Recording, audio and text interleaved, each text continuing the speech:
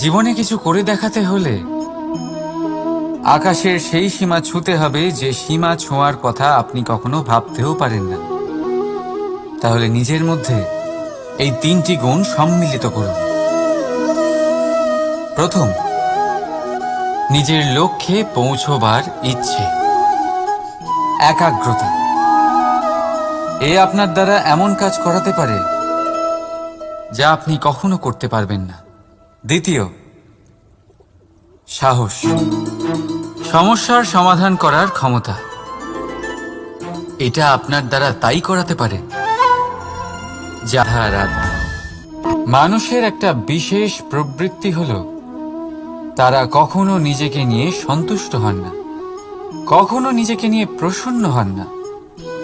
যা আছে তার থেকে বেশি পেতে চান, যা পেয়ে গেলেন তার থেকে আরো বেশি পেতে চান। নিজেদের জীবনে বদল, পরিবর্তন আনতে চান। আর এই প্রবৃত্তি এই সংসারের সবচেয়ে মহান, কারণ এই প্রবৃত্তির জন্যই সংসারের বিকাশ হয়। কিন্তু এই বদলের জন্য মানুষ তার খোঁজে থাকেন যা তার জীবনে বদল আনতে পারবে, তাকে পথ দেখাতে পারবে, তার জীবনে পরিবর্তন আনতে পারবে। আর তাই মানুষ সংসার জুড়ে তাকেই খোঁজেন যিনি তার পাশেই আছেন।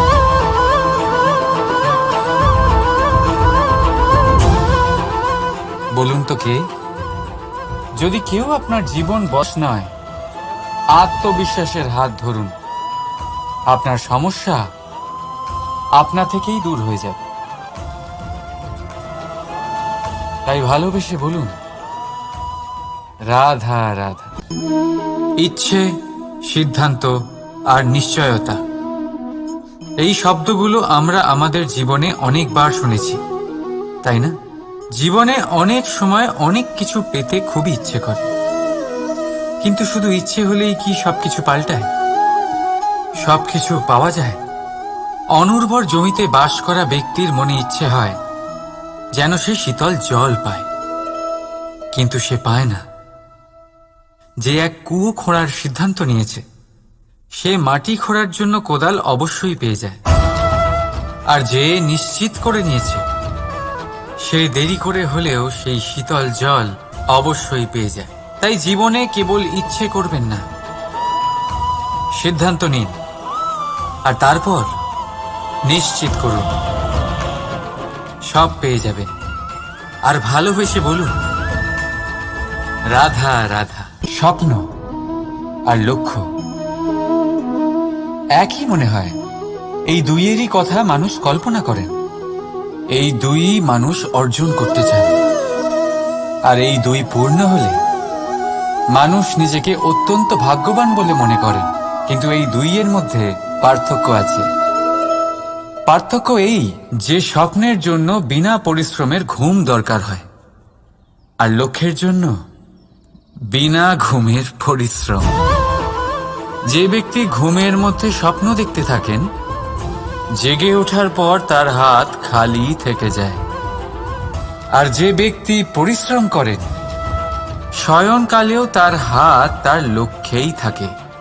তাই যদি স্বপ্নও দেখতে হয়, তাহলে লক্ষ্য জেনে পরিশ্রম করুন। আর ভালোবেসে বলুন, রাধা রাধা।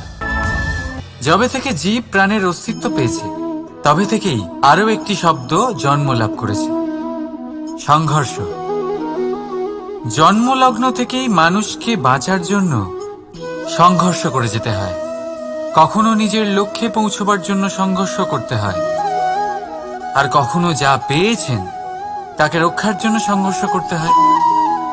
কিন্তু প্রত্যেকে একই অভিযোগ করে যে সংঘর্ষ করার সময় ভীষণ কষ্ট হয়। আপনি যোদ্ধা হলে প্রহার আপনাকে সহ্য করতেই হবে। সাঁতার শিখতে হলে জলে আপনাকে প্রবেশ করতেই হবে। পায়ের তলায় তাদেরই কড়া পড়ে যারা রোজ হাঁটেন, আর যারা হাঁটেন তারা নিজেদের লক্ষ্যে অবশ্যই পৌঁছন। তাই মনে রাখবেন, জীবন ততক্ষণই আছে যতক্ষণ কর্ম করবেন। তাই সংঘর্ষ করতে থাকুন, কষ্ট ভুলে যান, আর আমার সাথে ভালোবেসে বলুন, রাধা রাধা। প্রদীপ জ্বালানোর কাজ বড়ই আনন্দদায়ক। উজ্জ্বলতার এই শিখা যেন আত্মার মধ্যে গিয়ে মনে উল্লাস ভরে দেয়।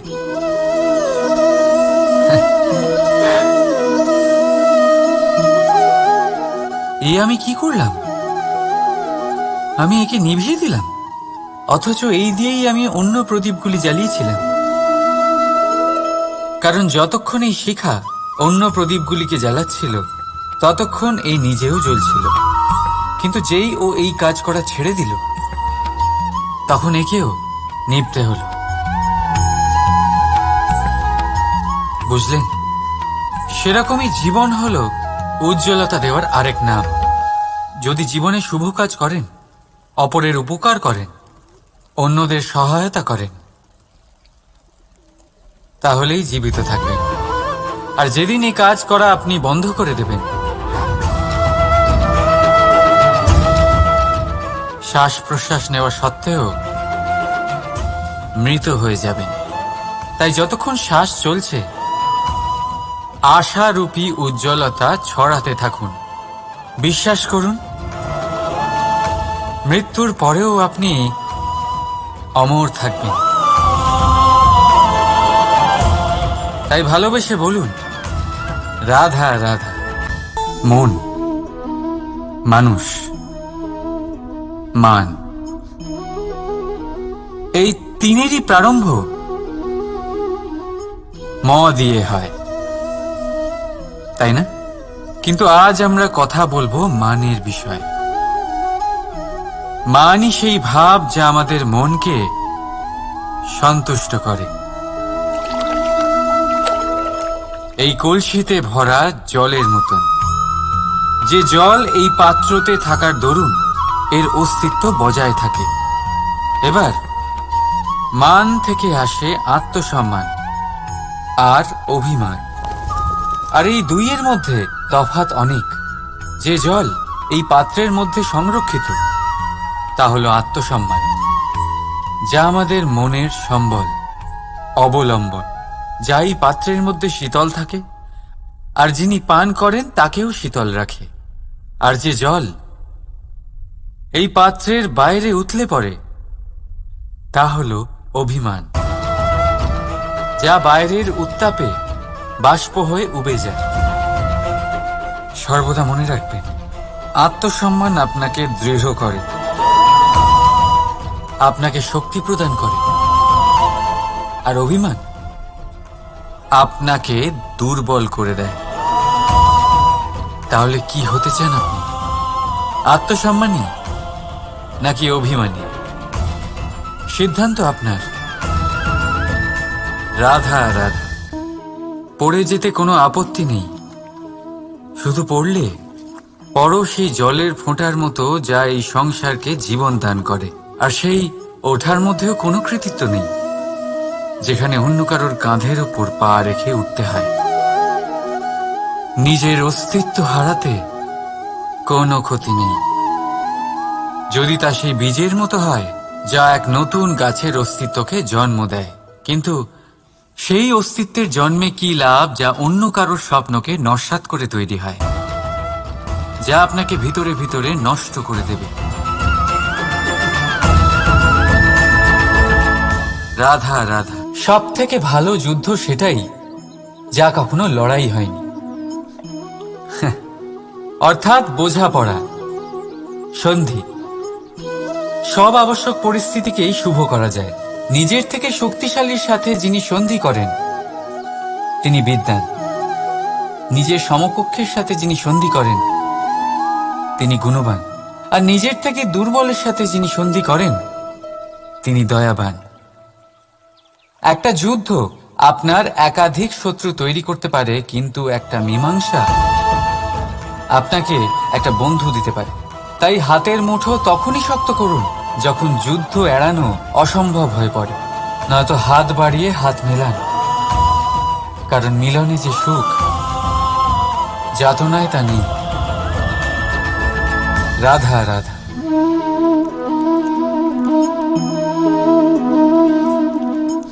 শীতকালের সন্ধ্যায় এই জ্বলন্ত কাঠে হাত সেঁকতে কার না ভালো লাগে।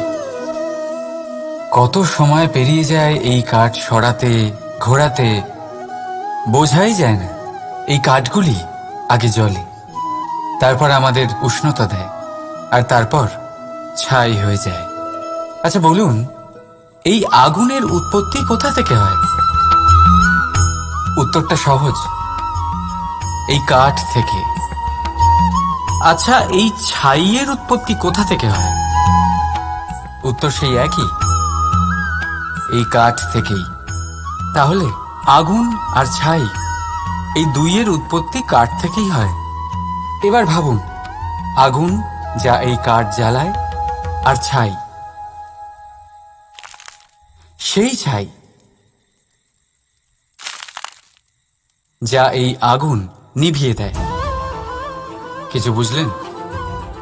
আপনার শক্তি আপনার ভেতরেই উৎপন্ন হয়, আর আপনার অন্তরের ক্ষতিকর সেই ছাই, সেটাও আপনার ভেতরেই উৎপন্ন হয়।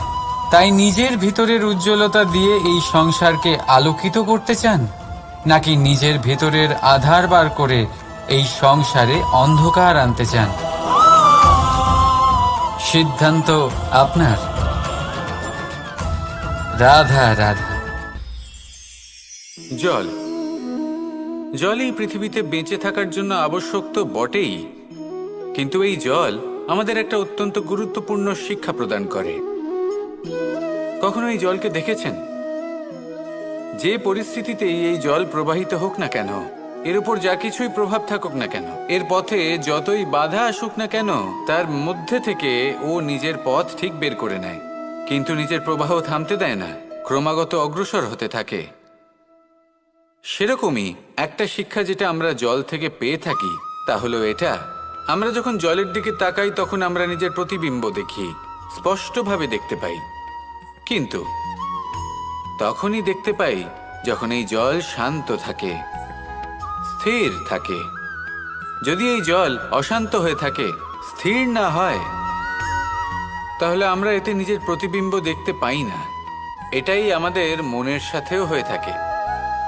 যখনই জীবনে কোনো সংকট আসে, যদি আমরা শান্ত মনে স্থির মনে সিদ্ধান্ত নিই, তাহলে সেটা এমন একটা শীতল সিদ্ধান্ত হবে যেটা আমাদের ভবিষ্যৎকে একটা শ্রেষ্ঠ স্থানে নিয়ে যাবে। যদি এই মন অশান্ত হয়, বিচলিত হয়, পীড়িত হয়, দুঃখিত হয়ে থাকে, রুষ্ট হয়ে থাকে, তাহলে অনেক সময় আমরা এমন সিদ্ধান্ত নিই যেটা আমাদের জন্য অনুচিত প্রমাণিত হয়। যখন আপনি ক্রুদ্ধ ছিলেন বা দুঃখের বশে ছিলেন, তখন অনেক সময় হয়তো এমন সিদ্ধান্ত নিয়েছেন যেটার জন্য ভবিষ্যতে আপনি অনুশোচনা করেছেন। এবার দেখুন, এই আবেগগুলো থেকে আমরা পালাতে পারবো না, কিন্তু এই আবেগগুলো আপনার উপর কতটা প্রভাব ফেলবে সেটা আমরা অবশ্যই ঠিক করতে পারি। এই মনকে আমরা নিয়ন্ত্রণ করতে পারি। এটাই করুন, চিন্তা করুন, এই মনকে শান্ত রাখুন, স্থির হতে চেষ্টা করুন, আর তারপরে সিদ্ধান্ত নিন। আসুন আমার সাথে ভালোবেসে বলুন, রাধা রাধা। এই হিরেটা দেখতে পাচ্ছেন আপনি? লক্ষ কোটি বছর ধরে পৃথিবীর গর্ভে থাকার পরে এটা এতটা শক্ত হয়ে ওঠে, কিন্তু যখন খনি থেকে একে বের করা হয়, এটি কয়লার মতোই থাকে, সাদা, শক্ত, নিস্তেজ। কিন্তু যখন একে পালিশ করা হয়, তখন এটা তেজ লাভ করে, আর ঠিক তখনই এর মূল্য বৃদ্ধি পায়। সংসারে মানুষের সাথেও ঠিক এমনটাই হয়ে থাকে। মানুষের বুদ্ধি, মেধা, অভিজ্ঞতা সেই বছরগুলোর জন্য বৃদ্ধি পায় না যে বছরগুলো আমরা জীবনে কাটিয়েছি, বরং সেই মুহূর্ত থেকে ফুটে ওঠে যখন আমরা কষ্টের সম্মুখীন হয়েছি, বিপদের সম্মুখীন হই, সংকট পেরিয়েছি, ছলনা আর ক্লেশ সহ্য করেছি। এই জন্য যদি আপনার জীবনে আপনি সংকটের সম্মুখীন হন, বিপদ আসে, কষ্ট আসে, তাতে একেবারেই ভয়ভীত হবেন না। তাকে আহ্বান জানান, কারণ এই পরিস্থিতিগুলোই আপনাকে অভিজ্ঞতা দেবে, যা আপনাকে উন্নত করবে। রাধা রাধা। মানুষের মধ্যে এক বিশেষ গুণ পাওয়া যায়, মূল্যায়ন করার। কোনটা দামি, কোনটা সস্তা, যেটা কিনতে গেলে অনেক মুদ্রা লাগে, অনেক পরিশ্রম লাগে, সেটা দামি। যেটা কিনতে গেলে কম মুদ্রা, কম পরিশ্রম লাগে, সেটা সস্তা। কিন্তু এটাই কি সম্পূর্ণ সত্য?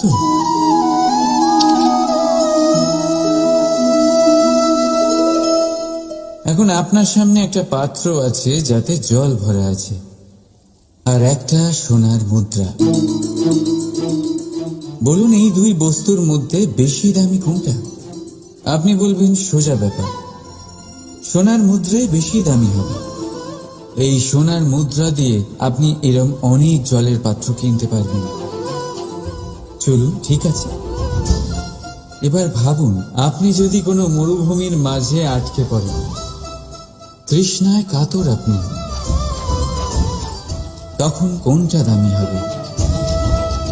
তখন তো আপনি এই এক ঢোক জলের জন্য নিজের সারা জীবনের উপার্জন, যা আপনি আয় করেছেন, সব দিতে রাজি হয়ে যাবেন। মনে রাখবেন, জীবনে দামি বা সস্তা বস্তু না, পরিস্থিতি হয়। আর প্রয়োজনে যা কাজে আসে, তার থেকে অমূল্য এই সংসারে আর কিচ্ছু নেই। রাধা রাধা। জীবনে খুব মহত্বপূর্ণ হয় এই অগ্নি। এই অগ্নি উজ্জ্বলতা হয়ে আমাদের জীবিত রাখে। কিন্তু ভাবুন, যদি এই উজ্জ্বলতা ক্রোধের অগ্নি হয়ে দিকভ্রষ্ট হয়, তাহলে কি হবে? একটা ছোট পাতা দিয়ে শুরু করে গোটা বনকে ছারখার করে দিতে পারে। ঠিক সেরকমই মানুষের ক্রোধের আগুনও অন্যদের তো ভস্ম করেই, কিন্তু তার পূর্বে স্বয়ং নিজেকেই ভস্ম করে দেয়। তাহলে কি করা যায়? কি করে নিয়ন্ত্রণ করা যায় তাকে? উত্তর হলো, তাতে জল ঢেলে দিয়ে, জলের মতো বইতে দিন কি। ঠিক সেইভাবে যেমন সূর্য নিজের অগ্নিকে তেজ বানিয়ে আপনার কাছে পৌঁছে দেয়। এটাই পার্থক্য সূর্যের অগ্নি আর ক্রোধের অগ্নির মধ্যে। সূর্যের অগ্নি বিচ্ছুরিত হয়ে প্রতিফলিত হয়ে আসে, আর সেই জন্যই তাকে তেজ বলা হয়। অন্যদিকে আমাদের ক্রোধের আগুনের কোনো সীমাই থাকে না। তাহলে নিজের অন্তরের শক্তিকে ক্রোধের আগুন বানিয়ে জ্বালাতে চান, নাকি উজ্জ্বলতা বানিয়ে বিস্তারিত করতে চান? সিদ্ধান্ত আপনার। রাধা রাধা। সংসারে সব থেকে কঠিন কাজ কি? কেউ বলবেন পর্বত আরোহণ করা, কেউ বলবেন সাঁতার কাটা, কেউ বলবেন আকাশে ওড়া। কিন্তু বাস্তবে সত্যি কি এগুলি কঠিন? আসলে যদি দেখা যায় তো এগুলি কিছুটা আলাদা। যে কাজ আমরা করতে অভ্যস্ত নই, আমরা তাকে কঠিন ভেবে নিই। যেমন সাঁতার কাটা আলাদা, পাহাড়ে ওঠার কলা আলাদা, আকাশে ওড়ার কলা আলাদা। যেমন কিছু মানুষ গণিত আর বিজ্ঞানকে কঠিন ভেবে নেয়, কিন্তু বাস্তবে এটা সাহিত্যের থেকে কিছুটা ভিন্ন, কঠিন নয়। দেখুন, এই সংসারে কঠিন কিছুই নেই, শুধু একে অপরের থেকে কিছুটা ভিন্ন। যেমন কোনো মানুষ হন, সম্পর্ক হোক, কারোর চিন্তাধারা বা বিচার বুদ্ধি হোক, কখনো কখনো আমরা বুঝতে পারি না, কারণ আমাদের চিন্তাধারা ও বিচার বুদ্ধির থেকে সেগুলি আলাদা। কিন্তু যদি এটা বুঝে নেওয়া যায় যে সেটা কঠিন নয়, একটু ভিন্ন মাত্র, তাহলে অনেক সম্পর্ক বাঁচানো যেতে পারে। রাধা। বলুন, শ্রেষ্ঠ কে? রেশমের সুতো যিনি তৈরি করেন, নাকি তিনি যিনি এই সুতো দিয়ে বস্ত্র তৈরি করেন? নিশ্চিতভাবে যিনি বস্ত্র বানান। এবারে বলুন শ্রেষ্ঠ কে? নদী তটে মাটি ছড়িয়ে রেখে দেয় যে বান, নাকি সেই মাটি একত্রিত করে তাই দিয়ে যিনি মূর্তি বানান সেই মূর্তিকার? নিশ্চিতভাবেই মূর্তিকার। এবারে বলুন শ্রেষ্ঠ কে? দেবতা আর দানবের সেই দল যারা অমৃত পাওয়ার জন্য এই সংসারে হলাহল ছড়িয়ে দিয়েছে, নাকি মহাদেব যিনি এই হলাহল নিজে পান করে নিজের কণ্ঠে ধারণ করেন? নিশ্চিতভাবেই মহাদেব সর্বশ্রেষ্ঠ। ঠিক এইভাবেই সংসারে ছোট ছোট ব্যাপারকে যারা বড় করে দেখেন তারা শ্রেষ্ঠ হন না, কারণ ছোট ছোট খুঁটিনাটিকে দ্বন্দ্বে পরিণত করা অত্যন্ত সহজ। কিন্তু সর্বশ্রেষ্ঠ তিনিই হন যিনি নিজের বিচার বুদ্ধি দিয়ে বড় বড় যুদ্ধের অবসান ঘটান। রাধা রাধা। নদীর জল মিষ্টি হয়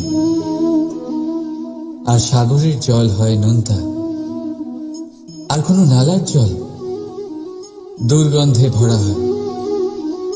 কেন? নদীর জল মিষ্টি হয় কারণ সে সকলকে জল দেয়, সাগর জল নেয় আর তাই জন্য নোনতা হয়। আর নালা সে বওয়া বন্ধ করে দেয় আর সেই কারণেই তা দুর্গন্ধময় হয়ে ওঠে, সে কাজের অযোগ্য হয়ে ওঠে। আমাদের জীবনেও অনেকটা এমনটাই হয়ে থাকে। যদি নদীর মতন জীবনে কিছু দিতে শেখেন তাহলে জীবনে মিষ্টত্ব বজায় থাকবে। যদি সাগরের মতন ভাগ দেওয়ার বদলে শুধু সঞ্চয় করতে থাকেন তাহলে মনে তিক্ততা ভরে থাকবে।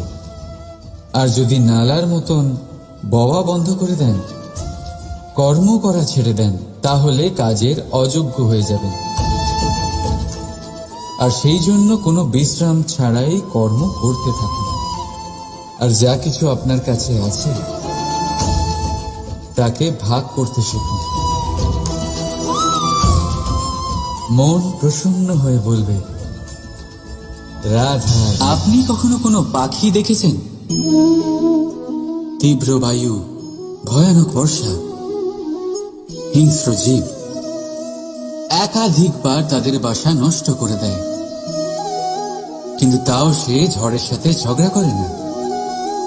সে কখনো বর্ষাকে হিংসে করে না, আর না সে হিংস্র পশুদের ওপর প্রতিশোধ নেয়। সে শুধু স্থান পরিবর্তন করে, অন্য কোনো শক্ত ডালে আবার নিজের বাসা বানাতে উদ্যোগী হয়, আর তারপর সফল হয়ে নিজের পরিবার প্রতিষ্ঠা করে। আর তারপর কিছু মাসের মধ্যেই তার ছোট সন্তানদের আকাশে ডানা মেলে উড়তে দেখা যায়। অন্যদিকে একটি সাপ প্রহারের প্রতিশোধ নেওয়ার উদ্দেশ্যে মানুষের বসতিতে প্রবেশ করে, আর শেষে সে নিজেই মারা যায়। এই শিক্ষাই আমাদের মানুষদের জন্য প্রযোজ্য। প্রতিশোধের আগুনে মানুষ স্বয়ং ভস্ম হয়ে যায়, উত্থান থেকে পতনের দিকে নিয়ে যায়। তাই যদি জীবনে উন্নতি করতে হয় তবে পরিবর্তনের চিন্তা নিয়ে কর্ম করুন, নয়তো প্রতিশোধ আপনাকে রসাতলে তলিয়ে দেবে। রাধা রাধা। প্রকৃতি প্রত্যেক জীবকে অনুভূতি দিয়েছে যাতে সে নিশ্চল না হয়, কোনো না কোনো কর্ম করতে থাকে। আর সেই অনুভূতি হল খিদে। পশু পক্ষী প্রাণী পরিশ্রম করতে থাকে নিজের খিদে মেটানোর জন্য, কিন্তু অন্য জীবের মতো মানুষের খিদে কি তার পেট অবধি সীমিত থাকে? পেটের খিদে মেটাতে মেটাতে কখন যে এই খিদে মন আর মায়ার তৃষ্ণায় রূপান্তরিত হয় আমরা বুঝতেই পারি না। আর বেশিরভাগ ক্ষেত্রে এই তৃষ্ণা অর্থ সংগ্রহ করা অবধি সীমিত থাকে। নিজের জীবন ধারণ ছেড়ে কার জন্য এই অর্থ সংগ্রহ করছেন আপনি? আগামী প্রজন্মের জন্য। বড়ই বিচিত্র, তাই না? নিজের জীবন ধারণ ছেড়ে অর্থ সংগ্রহ করতে করতে নিজের জীবনের সুখ বিসর্জন দিচ্ছেন, আর আগামী প্রজন্মকে কাজ করার থেকেও আটকাচ্ছেন। পুত্র যখন কুপুত্র তখন কেন অর্থ সঞ্চয়? পুত্র যখন সুপুত্র তখন কেন অর্থ সঞ্চয়? নিজের সন্তানকে সংস্কার দিন, অর্থ নয়। যদি সন্তান সংস্কারী হয় তখন সে নিজের এক সংসার তৈরি করবে। যদি সংস্কারহীন হয় তাহলে আপনার বানানো সংসার এমনি সে ভেঙে দেবে।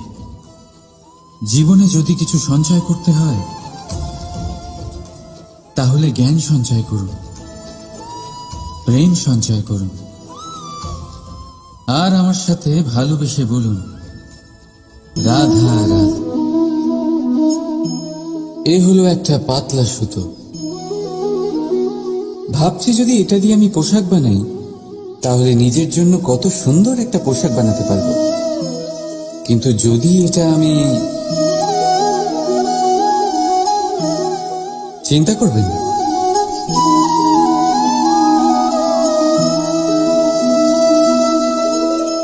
দেখুন এই সুতো জোড়া লেগে গেল। শুধু পার্থক্য হচ্ছে এটাই যে আগের মতো এটা আর সরল নেই, আর এটার দৈর্ঘ্য আগের থেকে কিছুটা কমে গেছে। এই সংসারে প্রেমের সাথেও ঠিক এটাই হতে পারে। প্রেমের এই সুতো যা দুই মানুষকে একসাথে বেঁধে রাখে, অহংকার আর স্বার্থের আঘাত সে সহ্য করতে পারে না, ছিঁড়ে যায়। চেষ্টা করলে আবার এই সম্পর্ক হয়তো জোড়া লাগতে পারে, কিন্তু তা আগের মতো কখনোই থাকে না, কারণ মনে গিট পড়ে যায়। সেই জন্য প্রেমকে স্নেহের সাথে সামনে রাখুন, অহংকার আর স্বার্থের থেকে দূরে থাকুন। রাধা রাধা। এই ফলটা দেখছেন আপনি? এটা সেই ফল যেটা গাছের সবচেয়ে উঁচু ডালে পাওয়া যায়, কিন্তু যখন এটা খসে পড়ে তখন এটা আকাশের দিকে যায় না যা ওপরে আছে, সে যায় সেই ভূমির দিকে যে নিচ থেকে তার দিকে তাকিয়ে থাকে। কেন? কারণ এই ফলের নিজের উচ্চতার ধারণা মাটির থেকে নিজের দূরত্ব দেখে হয়। এই ব্যাপারটাই আমাদের মানুষের জন্যও খাটে। যদি আপনি সম্পন্ন হন তাহলে তাদের সাহায্য অবশ্যই করবেন যাদের সামর্থ্য আপনার থেকে কম, যাদের সাহায্যের অত্যন্ত প্রয়োজন। আপনার সামর্থ্য বেশি কারণ তাদের আপনার থেকে সামর্থ্য কম। দেখুন, জীবনে আনন্দ শুধু বড় হওয়ায় নয়, বরং তাদের সাহায্য করেও আছে যারা কোনো কারণবশত আপনার থেকে নিচে রয়ে গেছেন। আর যখন একটা ফল এই কথাটা বুঝতে পারে তখন আপনি নয় কেন? রাধা রাধা। কখনো ভেবেছেন যখন মাতা সন্তানকে জন্ম দেয় তখন কি হয়? 9 মাস গর্ভে ধারণ, প্রসবের তীব্র যন্ত্রণা, যে যন্ত্রণা এতটাই ভয়ানক হয় যে মনে হয় সন্তানের জন্মের সাথে মাতারও এক নতুন জন্ম হচ্ছে। আর এই জন্মের সাথে শেষ হয় মাতার যন্ত্রণার। কিন্তু যদি আপনি আপনার দৃষ্টিভঙ্গি পাল্টে দেখেন তাহলে আপনি বুঝতে পারবেন যে এই যন্ত্রণার অন্ত এক অপার আনন্দের প্রারম্ভ সন্তানের, আর সন্তান মাতা পিতার জন্য সুখের প্রারম্ভ। জীবনের সাথে এটাই হয়। আমরা কখনো কখনো কোনো সম্পর্ক বা পরিস্থিতির যন্ত্রণার অন্তের জন্য এত বিচলিত হয়ে যাই যে সেই আনন্দের প্রারম্ভ আমরা দেখতেই পাই না। মনে রাখবেন, যন্ত্রণা আনন্দের প্রারম্ভের লক্ষণ মাত্র। রাধা রাধা। এই সংসার অনেকটাই বড়, আর আমরা তার কাছে অত্যন্ত নগণ্য। এই সংসারে এমন অনেক মানুষ পাওয়া যায় যারা বোঝান যে এই সংসারটা কতটা বড়, কতটা অদ্ভুত, কতটা সুন্দর। আর এই সংসার রচনা করে পরমেশ্বর কত মহান এক কাজ করেছেন। কিন্তু আপনি এই জীবনে মাত্র কয়েকজন মানুষকেই পাবেন যারা আপনাকে এটা বলবেন যে এই সংসারে আপনি কতটা গুরুত্বপূর্ণ, আপনি কতটা অদ্ভুত। যদি আপনি তাদের সাথে থাকেন তাহলে তারা নতুন কিছু সৃষ্টি করতে পারেন, এই সংসারকে আরো কতটা পবিত্র করতে পারেন। তাই এই সংসারকে গুরুত্ব না দিয়ে সেই মুষ্টিমেয় কিছু মানুষকে গুরুত্ব দিন, কারণ তারাই হলো আপনার আপনজন, আর তারাই আপনাকে সঠিক পথে চালিত করবে। মানুষকে তো বর্ষার স্রোতও বয়ে নিয়ে যেতে পারে, তাকে সাগরও ডুবিয়ে দিতে পারে, কিন্তু গঙ্গা জল সবচেয়ে বেশি শুদ্ধ, কারণ তার কয়েক ফোঁটা মানুষকে মুক্ত করে দেয়। এটা হলো সূচ, আর এটা হলো তলোয়ার। এবারে আপনারা বলুন, আপনাদের দৃষ্টিকোণ থেকে এই দুই বস্তুর মধ্যে কোনটা বেশি শক্তিশালী আর গুরুত্বপূর্ণ হতে পারে? আপনি বলবেন তলোয়ারই সবচেয়ে শক্তিশালী বা গুরুত্বপূর্ণ। আচ্ছা, মানলাম যে তলোয়ার বেশি ভারী হয়। তলোয়ার আপনাকে যুদ্ধে বিজয়ী করে, যুদ্ধে শত্রুর বিনাশ করে, কিন্তু তলোয়ার দিয়ে আপনি কখনো আপনার বস্ত্র সেলাই করতে পারবেন না। যদি আপনার পায়ে কাঁটা ফুটে যায় তা আপনি তলোয়ার দিয়ে বের করতে পারবেন না। আপনাকে সূচের ব্যবহার করতেই হবে। এবারে বলুন, তলোয়ার পেয়ে যাওয়ার পরে এইভাবে সূচকে হারিয়ে ফেলা কি ঠিক হবে?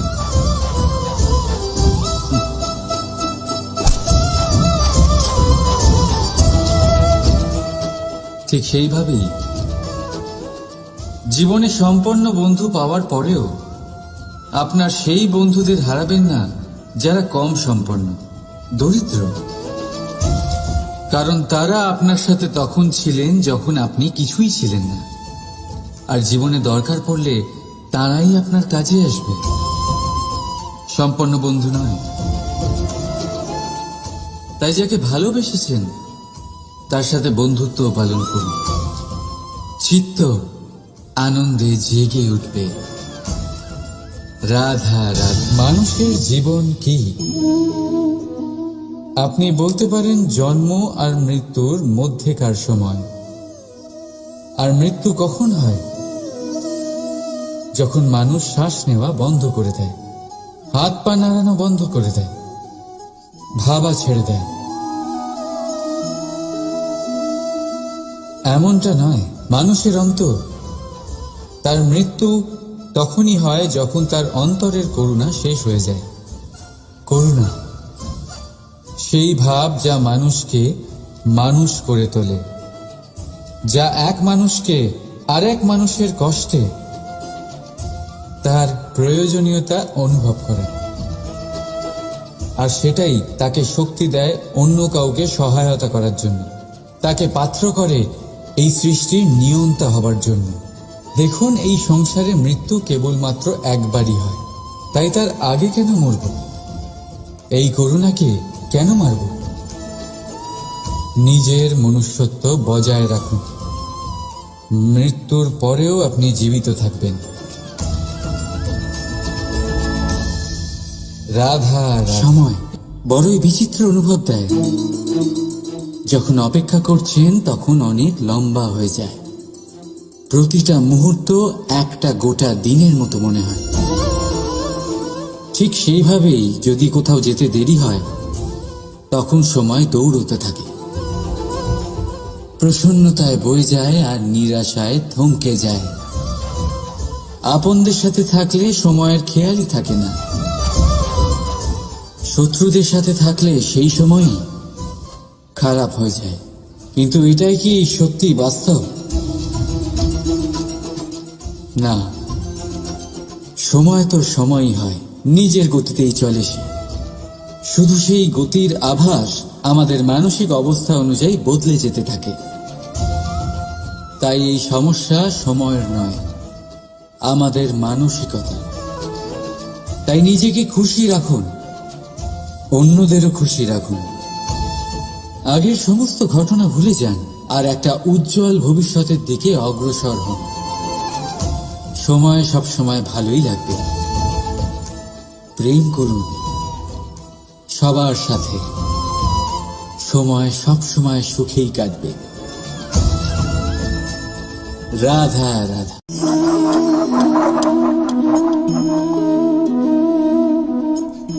কোনো ব্যক্তিকে নিশ্চয়ই দেখেছেন যিনি নিজে কাঠ কাটার এই কাজে নিপুণ এবং অভিজ্ঞ। এবার আপনারা দেখবেন যে তার মনোযোগ সমস্ত কাঠের ওপর থাকে না, তার মনোযোগ থাকে শুধুমাত্র একটা কাঠের ছোট্ট একটি অংশের ওপর, যেখান থেকে তার টুকরো করা হচ্ছে। কিন্তু সেটা উনি কেন করেন? যদি এটা উনি না করেন তাহলে সেই কাঠ সঠিক পদ্ধতি এবং তাড়াতাড়ি কাটা যাবে না। জীবনেও তাই হয়ে থাকে।